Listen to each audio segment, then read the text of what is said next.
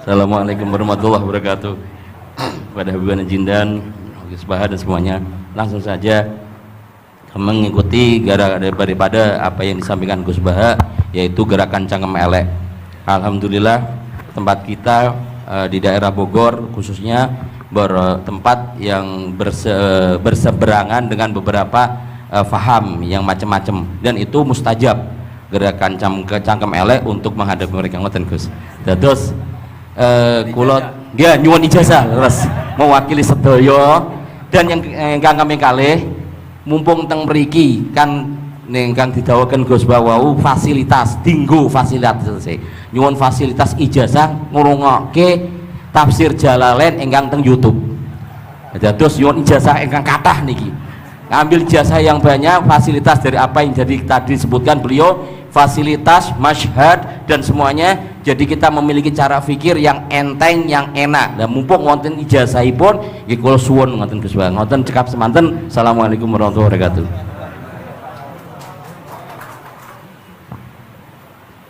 Assalamualaikum warahmatullahi wabarakatuh. Gus Pak, saya Nawawi Bahrudin. Kalau secara organisasi saya dari PCNU Kota Tangerang. Saya Mustasar.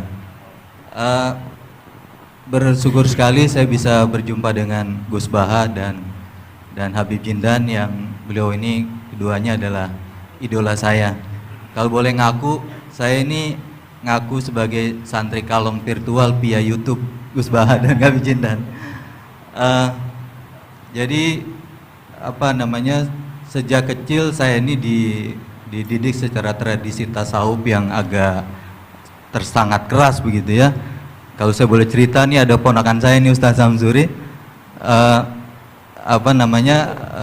kami tuh keluarga besar kami tidak ada yang dulu miara TV Gus, televisi nggak ada, bunga bank juga susah gitu, musik itu haram, speaker ini juga haram nih dulu. Nah perkembangannya kemudian sampai semakin besar, ada idola-idola kami yang agak keras begitu melontarkan kritik kepada pemerintah, yang kemudian itu membuat saya galau gitu ya, kenapa ulama-ulama kita bersikap terhadap pemerintah keras memberikan kritik. Nah saya menemukan jawaban bertemu dengan Habib Jindan via YouTube tentunya dulu ya, walaupun saya kebetulan pernah juga silaturahim, kemudian juga dengan Gus Baha. Ini ada perspektif yang berbeda gitu ya, antara relasi ulama dengan umaro. Pendekatannya itu tidak yang kritik, yang bukan sekedar kritik tapi adalah menghujat. Nah ini saya temukan formula yang sangat menjawab kebutuhan saya pribadi, sehingga istri saya ini udah mulai cemburu sama Gus Baha karena saya terlalu sering nonton YouTube Gus Baha. Gitu. Nah yang kedua soal sanad ya, salah satu bukti saya pernah dengar cerita Gus Baha, agama itu adalah bir riwayah, oleh karena itu perlu sanad. Nah saya merindukan bersanad dengan Gus Baha nih, tapi kan saya bukan santri yang secara langsung, oleh karena itu dalam kesempatan ini saya ingin minta rukhsah sebetulnya Gus dan Habib, kami ini kalau boleh mewakili diakui sebagai murid Gus Baha, bisa bersanad walaupun dalam pertemuan tatap mukanya saat ini aja baru. Mudah-mudahan ke depan bisa dilanjutkan. Terima kasih Gus. Assalamualaikum warahmatullahi wabarakatuh. Nggak apa-apa Ustaz, sahabat aja sekali ketemu Nabi langsung jadi sahabat kok. Baik, Gus Baha barangkali duluan. Kiai Abdurrahman Sahal, Kiai Ustaz Nawawi. Gus yang bagian ngeleng-ngeleng. Iya. Apa saya Gus? Iya. Begini ya, masalah cangkem elek tadi ya. Bakat tuh sampean? Sudah, alhamdulillah sudah bakat. Karena kalau lewat Habib Jindan tidak pantas, beliau biar sempurna saja, tidak usah sanad itu. Jadi begini, dulu ketika Sulhul Hudaybiyah itu kan umat Islam sedikit sekali, terus dipaksa untuk pulang dari Mekah, tidak boleh umroh. Terus sahabat berkomitmen berani mati bela-belain Rasulullah SAW. Ketika berani mati ini digojlok sama orang musyrik. Jangan-jangan setelah kami perang betul, kamu meninggalkan Muhammad. Ini yang omongannya orang musyrik. Abu Bakar, itu semua ulama tahu kalimat itu, cuma tidak usah diterjemah. Umsus bidrallat katanya. Itu padahal Abu Bakar yang ngetikan itu. karena memang ekstrim. Terus kedua, ada orang Bedui itu ngukur seorang nabi itu dengan hal-hal yang kurang baik. Misalnya begini, ya Muhammad, kamu ngeklaim tahu berita langit, coba unta saya yang hilang itu di mana? Katanya tahu berita langit, sekarang tahu nggak unta saya hilang itu di mana? Mobil saya di mana? Begitu juga ketika untanya hamil, bunting itu tanya, Muhammad, kalau kamu nabi katanya tahu berita langit, kamu tahu isinya yang di unta saya ini? Itu ada sahabat yang saking nggak kuatnya demi bela nabi itu, udah kalau tanya gitu tanya saya terus si tadi orang tadi dibilangin sahabat, nazauta 'alaiha fakanat minha sakhlah. Jadi intinya ini Habib Jintan biar senyum-senyum aja. Jadi intinya kadang ad-difa sama orang-orang gitu mau tidak mau nggak ada pilihan itu. Kalau yang ma'ruf di Quran ya uffil lakum wa lima ta'buduna min dunillah. Jadi ketika Nabi Ibrahim ini sering saya patah-patah supaya tidak paham semua karena ini sanad kurang baik. Tapi kebutuhan itu. Biasanya yang minta itu yang jenisnya ya seperti ini yang sudah cangkem elek cuma butuh legitimasi gitu. Jadi dia butuh nggak tanggung jawab, dilimpahkan ke saya. Kalau saya kalaupun salah kafaro saya banyak. Saya kan ngapalin Quran. Kalau orang itu hafal Quran, inna wa ta'ala la yu'adibu qalban wa al Quran. Kalau kamu sekali salah adabnya banyak. Kalau saya punya penawar banyak itu. Jadi faja'alahum judadan tadi. Siapa yang memecahi berhala ini? Kata Ibrahim, ya yang bawa kapak. Kenapa mecahin? Mungkin sentimen dia ingin disembah sendiri katanya. Tanya yang bawa kapak. Kata orang-orang kafir, kamu kan tahu berhala itu tidak bisa ngomong, masa disuruh nanya gitu. Otak kamu di mana? Nggak bisa ngomong, nggak disuruh nanya. Otak kamu di mana? Terus Ibrahim balik ngendikan, balik mengatakan uffil lakum. Otak kamu lalu di mana? Kayak ditanya aja tidak bisa jawab kok kamu sembah. Jadi di beberapa kesempatan sahabat belain Nabi sampai gitu. Jadi banyak orang Bedui, orang-orang peradaban, karena Nabi itu memang nyatanya mendapat berita dari langit. Mereka terus itu dijadikan alasan. Unta saya hilang di mana Muhammad? Ini di mana? Unta saya ini hamil itu bentuknya kayak apa? Katanya kamu tahu berita langit. Masa gini aja enggak tahu? Ya terus tadi. Saya enggak tahu sahabatnya mungkin kayak jenengan enggak tahu saya. Terus dia ambil, udah tanya saya aja. Nazauta 'alaiha fakanat minka minha sakhlah. Nazauta itu sudah paling anaknya ya, kayak kamu lah, kamu yang nazauta 'alaiha, enggak usah diterjemah nazauta 'alaiha itu. Tapi potongan-potongan gini tahu nazauta 'alaiha itu kayak. Artinya ya memang dalam banyak hal memang nggak bisa dihindari hal-hal seperti itu. Ya tapi tentu yang suasananya ilmiah bukan hadzun nafsi ya, suasananya yang ilmiah bukan apa? Hadun nafsi. Karena kadang-kadang memang mau tidak mau kayak ya tadi orang-orang yang menghujat Nabi, orang-orang yang apa itu. Kadang-kadang paling efektif itu ya jawab seperti itu. Ya, jawab seperti itu. Itu sudah berapa tadi? 3 kan? Nah, itu bukti bahwa kadang-kadang itu nggak ada pilihan dalam menjelaskan. Ya, nggak ada pilihan dalam menjelaskan. Ya, maksudnya seperti itu, tapi tidak tahu saja. Daripada anggap Wijidan kan kasihan. Saya aja yang jawab. Nah, terus tadi yang Jalalain rutin sanad saya memang sebetulnya kalau saya boleh milih di mana-mana sanad tuh ngajinya utuh. Saya dulu ngaji Mbah Mun itu mulai Jamul Jawami, Fathul Wahab banyak. Sebagai keluarga Quran, bapak saya itu hafal Quran tuh kayak Fatihah, ma'ruf itu di daerah saya. Tidak ada orang hafal Quran kayak Fatihah kayak bapak saya itu. Makanya tradisi keluarga kami memang Quran. Terus babah kami juga dari ulama Lasem, Habib Jitan pernah rawuh di mbah saya. Kebetulan pondoknya mbah saya namanya juga Al-Fakhriyah Habib. Jadi karena kalau konstruksinya tidak khatam seperti ini namanya ijazah amma. Ijazah amma ya cukup lah buat rame-rame. Tapi secara keilmuan itu masalah karena konstruksinya belum selesai. Makanya tadi saya senang Habib Jitan ketika cerita ada orang ngajar lumak. Usul fikih itu perangkat yang mau tidak mau untuk alat tafsir. Misalnya begini, wa antasma'u bainal ukhtain, tidak boleh mengumpulkan perempuan 2 yang kakak beradik jadi istrinya 1 orang. Itu bainal ukhtain itu min itlaqil ba'di wa iradatil kul, yang dimaksud Allah adalah mengumpulkan 2 orang yang ada hubungan mahram. Coba kalau kita misalnya bikin gerakan kembali ke Quran, berarti yang haram hanya antasma'u bainal ukhtain. Padahal yang haram adalah bainal mar'ah wa ammatiyah wala bainal mar'ah wa khalatiyah wala bainal mar'ah wa jad. Jadi ya pokoknya 2 perempuan yang ada hubungan mahram tidak boleh dikumpulkan dalam satu pernikahan. Bayangkan kalau orang tidak ahli usul fikih kemudian dia mentafsirkan Quran, terus dia hanya pegang wa antasma'u bainal ukhtain. Itu juga anak tiri.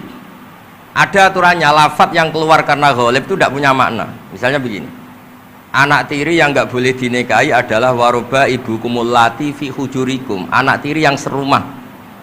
Padahal anak tiri serumah tidak serumah, kalau ibunya sudah kamu kumpulin kan tidak boleh dinikah.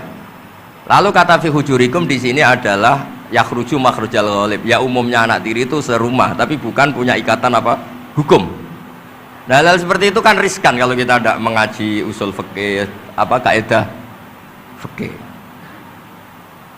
Misalnya gini, ada ular di dalam, terus kiainya bilang, Jamal ambilkan tongkat ya. Terus kamu karena gak dipanggil namanya, terus gak ngambil tongkat. Oh yang dipanggil Jamal bukan saya. Ini santri geblek dah. Sebenarnya kata manggil itu qaulun nabi li ahadin min ashabi itu qauluhu lil jami'. Yang hal-hal yang baik, yang darurat, siapapun yang bisa melakukan harus melakukan itu meskipun gak dipanggil. Coba semua wiridan, ya Mu'ad inni uhibbuka fakul dubura kulli sholatin Allahumma a'inni ala dzikrika wa syukrika wa husni ibadatik. Sebagai riwayat fala tada'anna dubura kulli sholat. Terus kamu bilang nama saya ada Mu'ad loh, berarti tidak kena ijazah itu. Itu harus ada analisis usul fikih. Kalau enggak ya habis kita. Semua wiridan tuh ya Abu Hurairah, ya Mu'ad, ya Aba. Nah, terus kamu saya ada yang diwaksiati Rasulullah, ada yang diijazahi, ya ada bisa. Jadi masalah sana tuh maunya kalau sampean orang baik ya semua kebaikan tuh saya ijazahkan. Ya tapi tentu beda yang ngaji betulan sama yang ngaji begini-begini itu. Ya memang seperti itu, karena kalau ingin jadi ulama konstruksinya memang harus utuh. Karena tadi ada usul fikih, ada kaidah fikih, ada macam-macam kayak tadi wa antasma'u bainal ukhtain. Itu ya zaman Nabi Sugeng sudah nambahi wala bainal mar'ati wa amatiha. Tidak boleh menikahi istri dan budenya atau bulenya. Nah, kenapa Nabi tidak bilang wala bainal mar'ati wa jaddatiha? Kayaknya orang kelainan kalau kepikiran seperti itu. Loh, kalau bule itu masih masuk lah. Ya misalnya istri kamu 17, bulenya 27 kan, kok cantik budenya kan masih bisa mikir gitu. Tapi kalau istri kamu 20, mbahnya 80 kok kepikiran itu kan. Sehingga di hadis memang hanya wala bainal mar'ati wa ammatiha, wala bainal mar'ati wa kholatiha. Nabi tidak mengatakan wala bainal mar'ati wa jaddatiha. Kayaknya kalau orang normal tuh tidak kepikiran itu. Ya tapi apapun itu nyatanya Quran hanya wa antasma'u bainal ukhtain. Itu kalau nggak dijelaskan pakai usul fikih, ini min itlaqil badi wa iradil qul secara balaghah. Ya itu kan tidak bisa. Nah, di sini pentingnya ngaji khatam. Makanya saya suka ngaji Jalalain dengan penjelasan fikih, penjelasan usul fikih, karena supaya orang tuh tahu lah bahwa maknani Quran tadi seperti yang didahulukan Habib Jindan itu. Ya kalau kamu tidak menguasai betul, terus akhirnya ngomong menurut saya, Quran kok menurut saya, menurut perasaan saya tidak bisa. Kata Habib Jindan kok biroyi ya sudah pesan tiket di neraka. Ngeri kan? Apalagi sudah biroyi dapat penghormatan, dapat uang, dapat panggung. Islam kok menurut saya, loh ini Islam yang menurut Rasulullah, Islam kok menurut saya. Makanya ini saya fanatik bahwa kitab tadi saya tunjukkan ke Habib Jindan beberapa kitabnya Said Muhammad yang menyebut mbah beliau apa supaya mudawwan. Dulu itu ada orang alim alama namanya Les bin Sa'ad. Kata Imam Syafi'i, "Al-Les afqahu min Malik illa annahu dayya'ahu ashabu." Imam Les secara fikih itu lebih alim dibanding Imam Malik, tapi dayya'ahu ashabu. Murid-muridnya enggak menulis. Andai kan Habib Salim tidak punya putra Habib Novel, tidak punya cucu Habib Jindan, mungkin orang tidak bakas lagi Habib Salim. Bazuber andai kan tidak punya putra Mbah Mun, orang juga tidak bakas lagi Bazuber. Bapak saya Kiai Nur Salim andai kan tidak punya putra saya, mungkin orang sudah lupa. Dulu ini cerita yang paling ekstrim. Dulu Nabi Ibrahim pernah dikira Yahudi karena punya keturunan Yahuda bin Yakub bin Ishak bin Ibrahim. Ketika Yahuda punya perilaku tertentu seakan-akan itu dari mbah-mbahnya. Baru setelah Rasulullah SAW memaklumatkan ad-dinul hanif, ad-dinul Islam millatun hanifiyah, millata abikum Ibrahim. Baru terpulihkan nama Ibrahim. Makanya kalau dalam nasihat Arab itu kama takarroma bi Muhammadin adnanu. Dulu orang tuh nggak tahu Adnan itu siapa, Qusay itu siapa, Kilab itu siapa. Gara-gara punya cucu yang bernama Rasulullah Muhammad SAW, Sayyidul Khalqi, orang nyari-nyari Abdullah itu siapa, Abdul Muthalib itu siapa, Hashim itu siapa. Akhirnya diketahui Sayyid Abdul itu orang yang ganteng, perilakunya baik. Abdul Muthalib itu orang yang pertama sering makan-makan, ngasih makan orang haji, gini-gini. dikatakan Syaibatul Hamdi karena terus orang ini dikatakan wasumi afisul bin Nabi sallallahu alaihi wasallam dzakara wa ta'ala walabba, ini dikatakan kusoi litakosi fi biladi atal kosia, terus dikatakan kilab likas roti takalubi fil ardi karena orangnya aktif sering berjuang di mana-mana terus. Jadi makanya kalau jenengan punya anak punya cucu doakan jadi orang baik karena status anda ini tertera cucu-cucu anda. Lho nggih misalnya bapaknya sampean alim terus putune nak domino di situ mabuk-mabuk di situ itu disatakan makam keramat apa tempat mabuk. Nah, makanya dzurriyyah ini penting. Makanya ketika Allah memberi hadiah pada Rasulullah Muhammad SAW kepada semua nabi itu disebut wa ja'alna dzurriyyatahu humul baqin. Ketika dikatakan kalimat tauhid juga wa ja'alaha kalimatam baqiyatan fi aqibi. Makanya ukuran orang baik itu ya anaknya, cucunya, apa-apanya karena ini yang meneruskan status kita. Ya jelas ya. Itu kalau anda ini ngaji khatam konstruksi itu tahu. Tapi kalau tidak khatam ya hanya modal qabilna terus. Ya tapi ya gak apa-apa daripada sama sekali. Malah yudroku kulluh la yudroku. Nggih kersane disambung Habib Citra. Mau kersane kula gringgit ikut dengarin dulu. Yang cangkem elek enggak usah Habib Sato aja Habib. Jenengan enggak patut yang itu. Yang sanad saja. Mboten sampun. Mboten sampun. Yang sanad ijazah amal. كما إن صحت لنا الإجازة كما أجازنا سيد الوالد الحبيب نوفل بن سالم بن أحمد بن جندان عن والده الحبيب سالم بن أحمد بن جندان عن شيوخه جميعا وعن الوالد الحبيب نوفل عن جد الحبيب علي بن عبد الرحمن الحبشي وكذلك كما أجازنا الجد الحبيب محمد بن علي بن عبد الرحمن عن والده الحبيب علي بن عبد الرحمن الحبشي وكما أجازنا شيخنا ومربينا الإمام الحبيب عمر بن محمد بن سالم بن حفيظ عن شيوخه وكما أجازنا شيخنا الحبيب علي المشهور بن محمد بن سالم بن حفيظ وشيخنا السيد محمد بن علي بن عباس المالكي والحبيب عبد القادر بن أحمد السقاف والحبيب أبي بكر بن علي بن أبي بكر بن علي بن عبد الرحمن المشهور والحبيب زين بن إبراهيم والحبيب سالم بن عبد الله بن عمر الشاطري وأخيه الحبيب حسن جميع مشايخنا فبأسانيدهم إن صحت لنا الإجازة أجزناكم في تعلم والتعليم تذكر التذكير في الدعوة إلى الله تعالى وفي أذكار سادة بني علوي وفي كل ما يقربكم إلى الله إن صحت لنا الإجازة أجازناكم بذلك.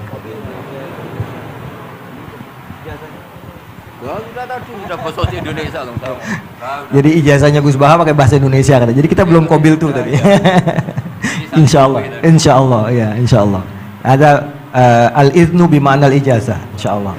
Jadi sudah diizinkan yaitu ijazah cangkem elek tadi dengan ijazahnya pengajian beliau lewat medsos, insyaallah bil izin ya, karena kalau kita mengaji kitab itu tidak perlu ijazah lagi sebetulnya kalau udah qiraatan ala syekh bimana idnuhu wa ijazatuhu insyaallah. Dan sanadnya tadi sudah diberikan juga oleh Habib Jindan dari para guru beliau dan mudah-mudahan kita beroleh manfaat dan barokah dengan majelis ini dengan begitu banyaknya ilmu dan ma'rifah yang kita peroleh, bahkan kita julus mujalasatul alim ini termasuk juga dalam kebaikan yang kita dapatkan di hari Asyura ini. Dan karena di dalam Asyura itu ada zur aliman, ziarahi orang alim, dan kita sudah melakukan itu dengan ziarahnya dengan Habib Jindan dan Gus Baha. Dan insya Allah mudah-mudahan kita semua pulang ini beroleh banyak gembolan pahala ya, insya Allah ya, gembolan pahala dan ijazah dari kedua beliau insya Allah ya.